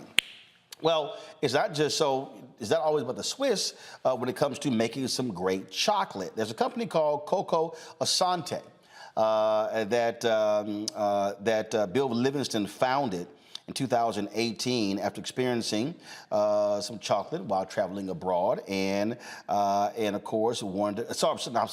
Ella Livingston. My apologies. Ella Livingston founded Cocoa Asante. He said, you know what? Hey, let's bring this to the United States. Ella joined us from Chattanooga, Tennessee, and is the CEO of Cocoa Asante. Glad to have you on the show, Ella. So this is interesting here. And again, we talk about chocolate, we think in terms of Hershey's, we think in terms of Swiss chocolates, but without two African nations, you don't have cocoa. Exactly. And a lot of people don't realize that, but literally 70% of the world's entire cocoa supply comes from Ghana and the Ivory Coast. And look, you've had those two countries where the leaders have said, wait a minute, why are we people taking our cocoa, taking abroad, manufacturing, and then selling it back to us? We should be able to make money from it. And so this is an example of you creating a company saying, let's have, people of color, people of African descent, making money from cocoa that's coming from Africa. Exactly. And so that's been my goal since the very beginning. And so essentially what we're doing is right now we're making the final product. My goal is to become bean to bar, which means we're going to manufacture ourselves. We're going to do that here. And then we're going to, as we grow, we're going to move manufacturing back to Ghana. That's going to allow us to have an even bigger impact. Because right now the farmers receive literally less than 6% of all the revenue generated in the industry. And it's completely unfair. And in my family, my cousin who manages our farm, he has to have a full-time job just to make sure his family is okay. And so we want to make sure we're taking that process back home, making sure the money flows back home, making sure our farmers are paid more, and those who are manufacturing back home are also paid adequately. So let's walk. So this thing really blew up when TikTok food reviewer Keith Lee tasted your chocolate and sent out to his 11.2 million followers. And boy, that really put y'all on the map, huh? It really did. It was so phenomenal. Sometimes I still pinch myself because I can't believe it, but he gave us such a great reviews, and he's known for not loving sweets. And literally, once he posted that review, 33 minutes later, we sold out of all of our inventory online. We put everything on pre-order, and people just came and supported. We were able to do numbers. We were able to do more than what we did last year within the span of maybe a week and a half. Wow, that is awesome there. So, all right, so first of all, so when you say where y'all are producing it, you're farming it, where is that actually taking place? So right now, we don't have, just to be like completely transparent, we don't have the direct connection with Ghana. So becoming bean to bar means I'm going to have the equipment to be able to process it myself, source it from my family's farm. Once we do so, we're going to be one of the few companies in the world, chocolate companies that is fully vertically integrated like that, where we're sourcing from our very own farm. Your family's farm is located where? In Ghana, West Africa. Got it. So what area of Ghana?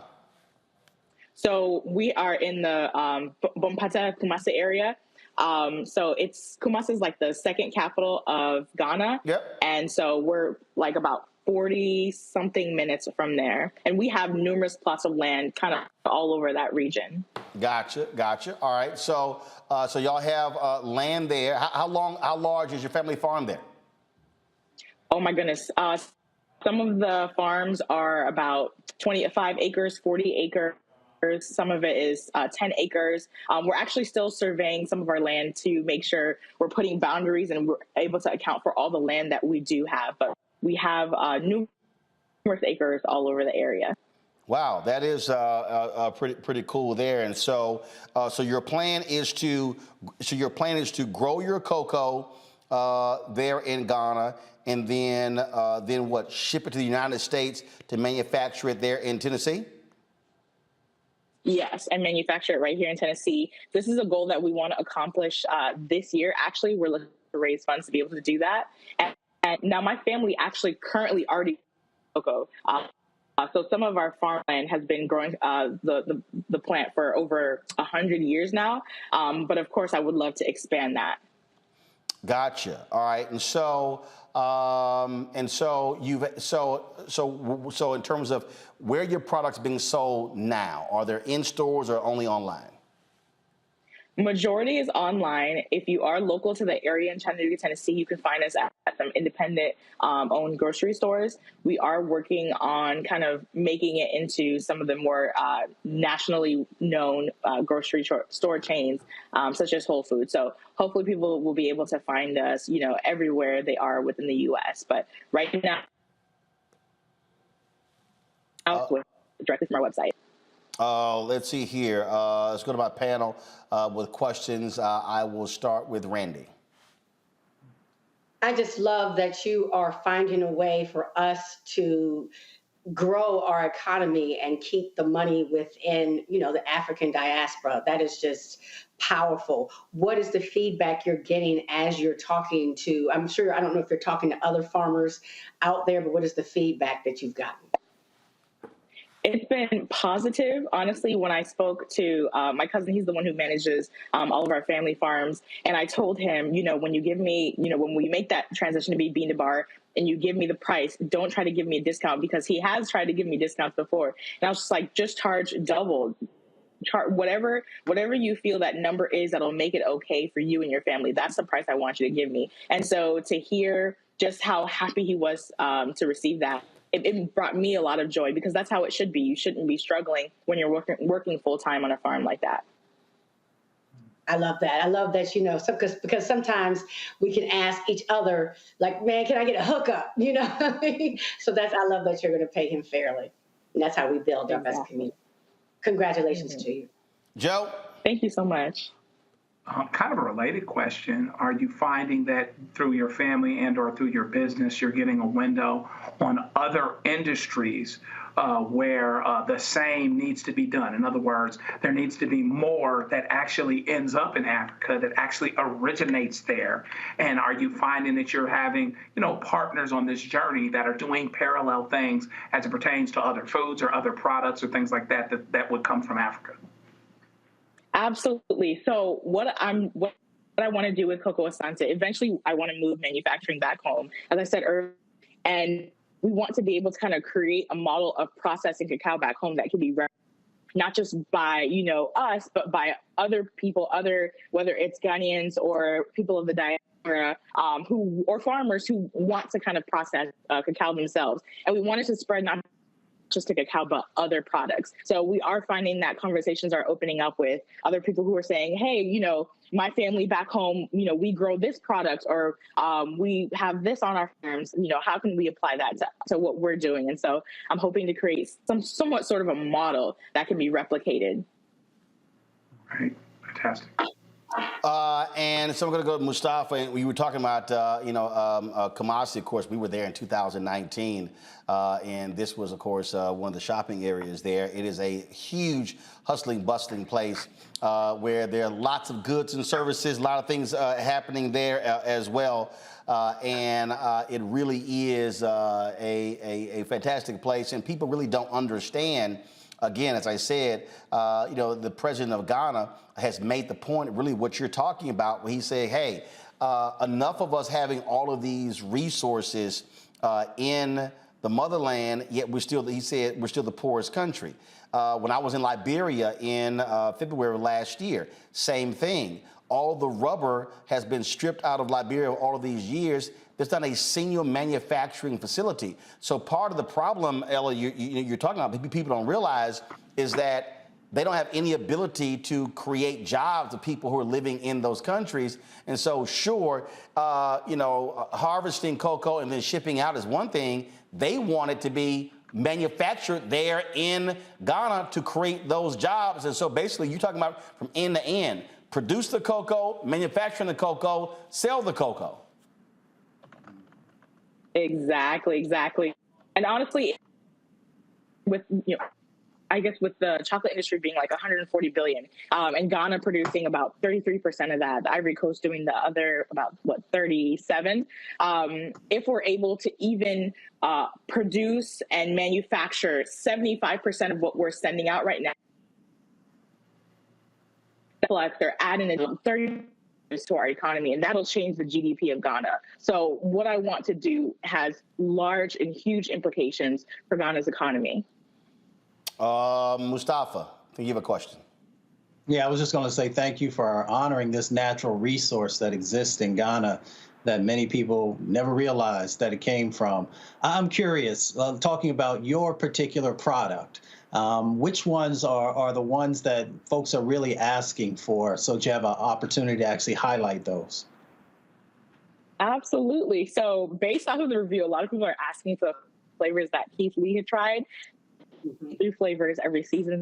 The ones that he tried are not available right now, but for what we do have, our most popular flavors are the ones with whiskey in them. So what you see in front of you, that Chattanooga whiskey bonbon, we try to highlight and support local Black women and veteran-owned businesses within that we create. So Chattanooga whiskey is local to our city. We've done one with Boozy Caramel with Uncle Nearest. That's a Black Tennessee brand. We've done Majesty Bourbon, another Black-owned Georgia brand. Black Girl Magic, we did one with their red wine, Black and women-owned. So we're really trying to highlight and support other businesses with the creation we make. And they're super popular, super decadent, super delicious. So this is a video on your Kickstarter page. So you're trying to raise about $10,000. What is that for? Is that for equity stake in the company? What are you trying to raise with the Kickstarter program?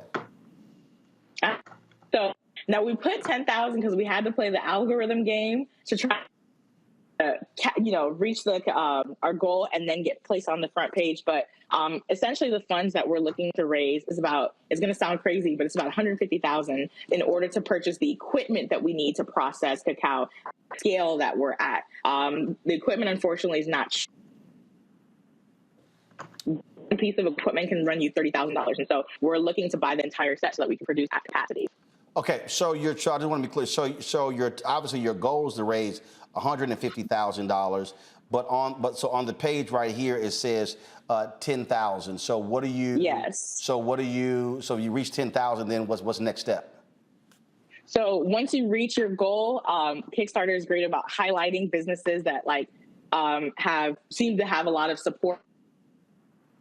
And so then they place you on their front page. You get more and more supporters. The great thing about Kickstarter is they don't cap you. So there have been companies that have raised 3,000% above what they initially went for. So that is somewhat my goal, is to go above and beyond. But with what we raise, we'll be able to, it might not be at the scale that we're at, but on a small capacity, be able to fulfill those awards, start processing on a small scale cacao from our family's farm. Like I said, it won't be enough to keep up with the capacity of what we're doing on the daily, but a small scale will be able to fulfill those rewards. So your eventual goal is to raise $150,000, and as a part of the Kickstarter, is this?